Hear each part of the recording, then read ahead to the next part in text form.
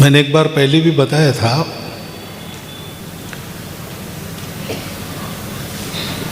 लाठी जो चलाते हैं हम लोग, वो हम क्यों चला रहे हैं, इसका हमें स्मरण रहना चाहिए। इसलिए मैं संतों के पास आता हूं।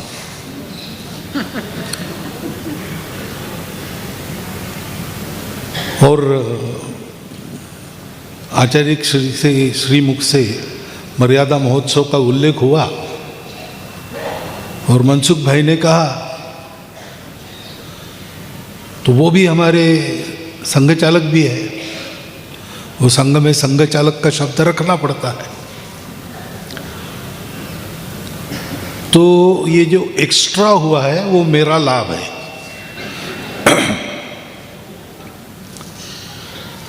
अभी आचार्य श्री ने बात रखी है,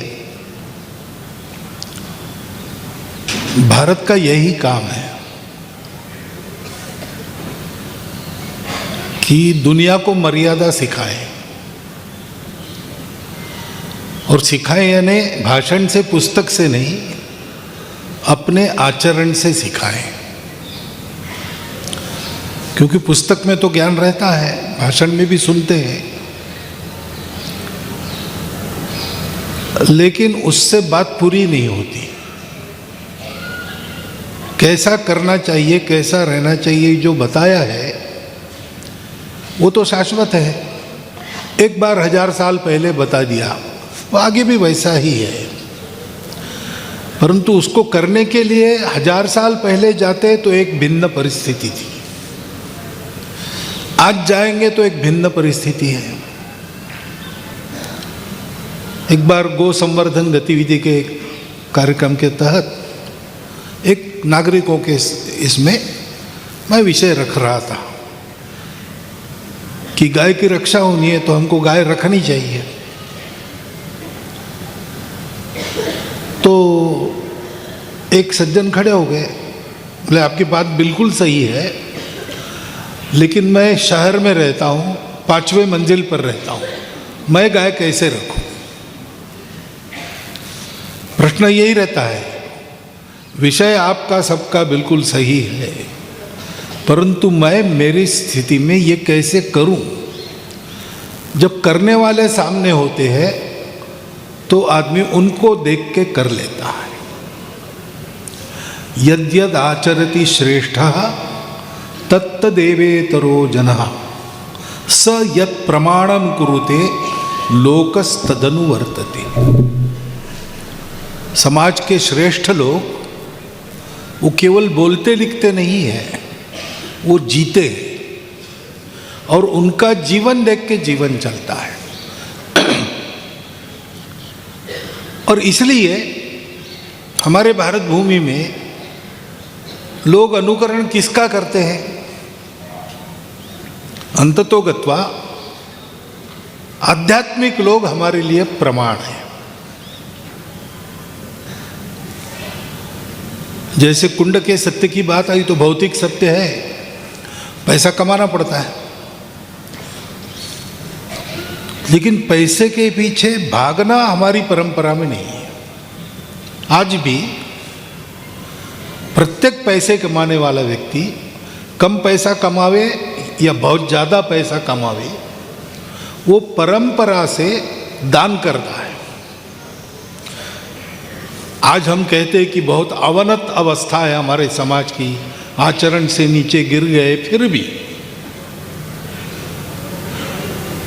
दान लोगों के जीवन में है,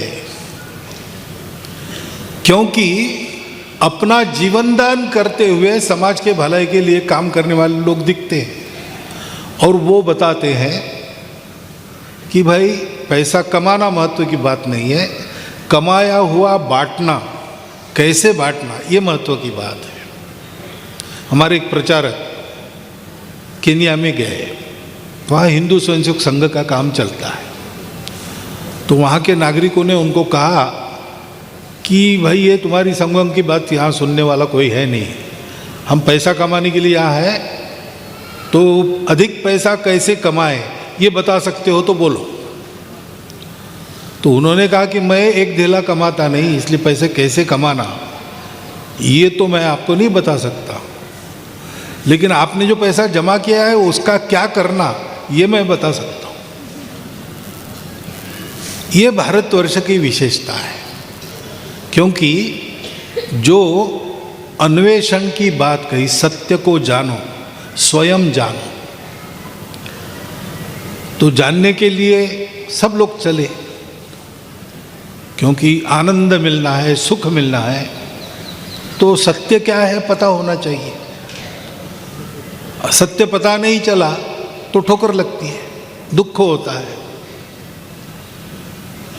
तो सत्य की खोज में सब लोग चले, लेकिन बाकी दुनिया के लोग एक हद के बाद रुक गए। उनका अंदर देखकर या सत्य को फिर से देखने का प्रयास बंद हो गया, क्योंकि उन्होंने मान लिया कि अब सब कुछ हमको मिल गया है। सत्य तो इतना अनंत तक है, उसका अन्वेषण सतत चलता है और एक ने करने से नहीं होता, सबको उसके सत्य को जानना पड़ता है, अपना अपना, हर एक को अपने सत्य को जानना पड़ता है। उधर वो प्रयास बंद हो गया, क्योंकि उन्होंने मान लिया कि कुंड का ज्ञान नहीं है। तो दिखने वाली बात, पंचेंद्रियों से जिसका मैं अनुभव कर सकता हूं, और पंचेंद्रिय कम पड़ते हैं तो आंखों को माइक्रोस्कोप या टेलीस्कोप लगाकर मैं जो जान सकता हूं उतना ही सत्य है। अब इससे ज्यादा करने की आवश्यकता नहीं, और इसलिए उनको जो शाश्वत सत्य है, जिसको आपने केवल ज्ञान कहा, वो नहीं प्राप्त हुआ। और इसलिए एक बहुत महत्वपूर्ण बात बाकी दुनिया को पता नहीं चली, हमारे पूर्वजों को पता चली। वो बात कौन सी है कि हम सब लोग दिखते अलग अलग है, विश्व में सर्व बातें दिखती अलग अलग है, लेकिन मूल में सब एक है। और इसलिए अलग अलग दिखते हैं, उसमें भी चलना, चलते समय ध्यान रखना, दिखते अलग है एक है। इसका अर्थ हुआ कि सब अपने हैं। अब जब सब अपने हैं तो जीवन जीने में अपने आप मर्यादा आती है। एक रोटी मिली खाने के लिए और हम 3 लोग हैं, हम अलग अलग हैं, तो जो मुझे मिला मैं खा जाऊंगा, लेकिन हम 3 अपने हैं, भाई भाई है, एक रोटी मिली, तीनों में बांट कर खाएंगे। तो मेरे अपने भूख पर मैंने एक संयम प्रयोग किया।